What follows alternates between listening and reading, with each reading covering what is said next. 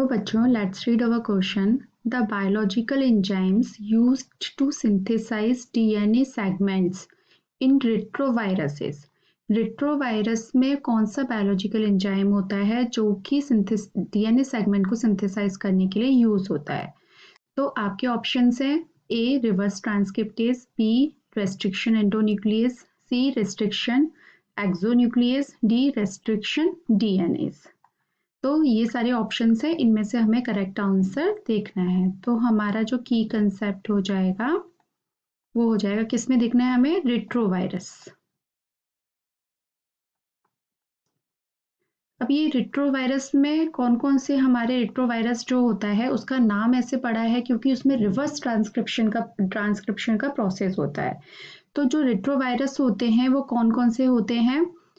HIV, hepatitis B virus, hepatitis B viruses, ये कौन से होते हैं?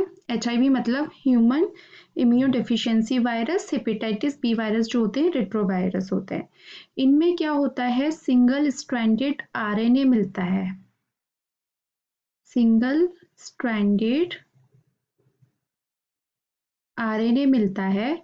तो जब भी इसमें ट्रांसक्रिप्शन का प्रोसेस होगा यानी कि रिवर्स ट्रांसक्रिप्शन होगा तो उससे क्या बनेगा? DNA बनेगा। ठीक है, तो इस प्रोसेस को क्या बोलते हैं? Reverse transcription process called as reverse transcription.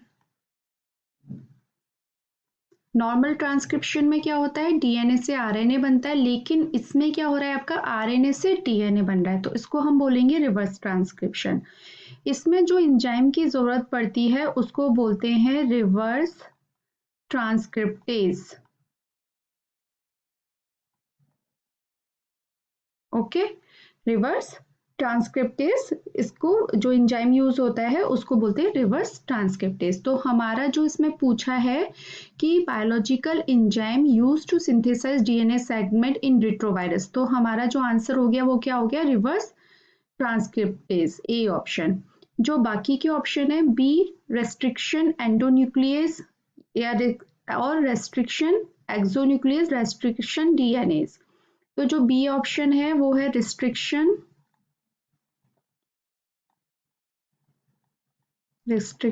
Endonuclease. इसी को क्या बोला जाता है? Restriction DNAs.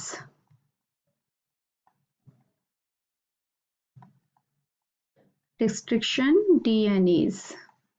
ओके, ये क्या काम करते हैं?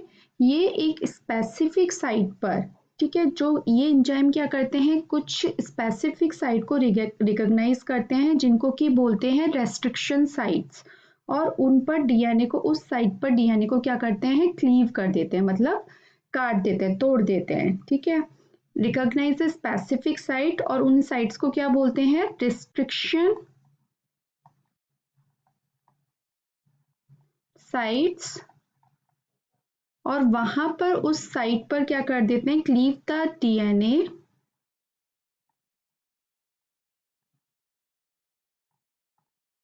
With in the site. ठीक है, उस साइट पर से डीएनए को कट कर देंगे, क्लीव कर देंगे। उसके बाद आपका इसी को क्या बोलते हैं? Restriction DNase. तो आपके ये एंडोन्यूक्लियस और रेस्ट्रिक्शन डीएनएज कैंसिल हो गए क्योंकि रिवर्स ट्रांसक्रिप्शन में रिवर्स ट्रांसक्रिप्टेज एंजाइम यूज होता है। अब एक सी ऑप्शन बचता है कि आपका ये रेस्ट्रिक्शन एक्सोन्यूक्लियस क्या होता है? रेस्ट्रिक्शन एक्सोन्यूक्लियस, ये क्या होता है? ये जो एंजाइम होते हैं ये पॉलीन्यूक्लियोटाइड जो सीक्वेंस होती है उसको क्लीव करते हैं, क्लीव आइदर फ्रॉम 5' एंड और द 3' एंड।